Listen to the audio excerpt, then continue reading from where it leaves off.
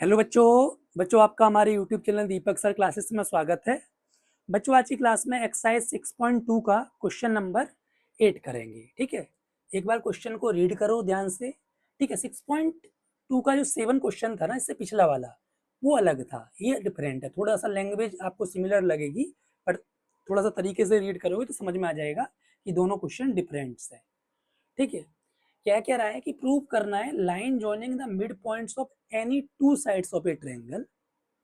यानी कोई ट्रायंगल है, उस ट्रायंगल की मिड दो साइड्स के मिड पॉइंट से, यानी ये इसके इक्वल है, ये इसके इक्वल है।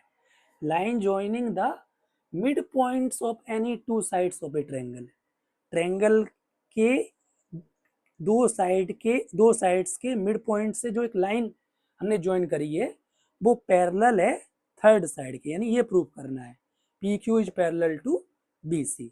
समझ में आया? ये प्रूव करना है। गिवन में लिख सकते हो P and Q are the mid points of sides। P किसका है? AB का, और Q किसका है? AC का। AB and AC respectively.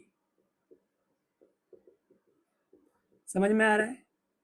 To prove क्या करना है? टू प्रूव करना है कि जो लाइन ज्वाइन करी है इसके पैरेलल है, यानी पी क्यू इज पैरेलल का साइन ऐसा होता है, ध्यान रखना, है ना, दो सीधी स्ट्रेट लाइन, है ना, हॉरिजॉन्टली, वर्टिकली मत कर देना, वर्टिकली इक्वल का हो जाएगा। ठीक है, चलो अब देखो, आपको ये चीज पता होगी, अगर मुझे ये इसके पैरेलल दिखाना है तो ये बाई ये इक्वल आ जाए ये बाई ये के, कन्वर्स ऑफ बीपीटी से, फिर ये इसके पैरेलल हो जाएगी।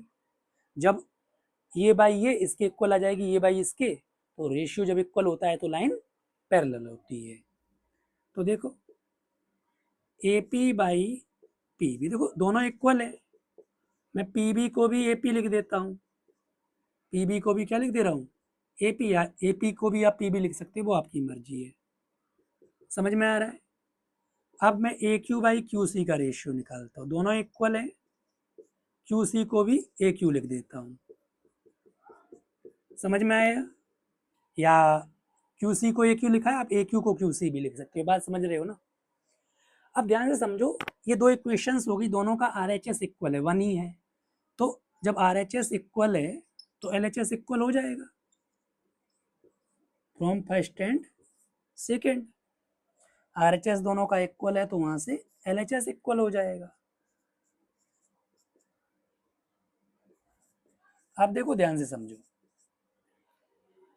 ए P by P B equal आ रहा है A Q by Q C के, तो इसका मतलब रेशियो सेम है, तो पी क्यू पैरेलल होगी बी सी के, किस, इसका रीजन लिखोगे by converse of BPT, theorem बताई थी ना मैंने,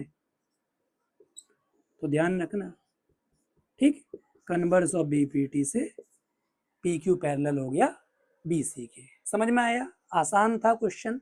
ठीक है, देख लो फिर आगे बढ़ते हैं।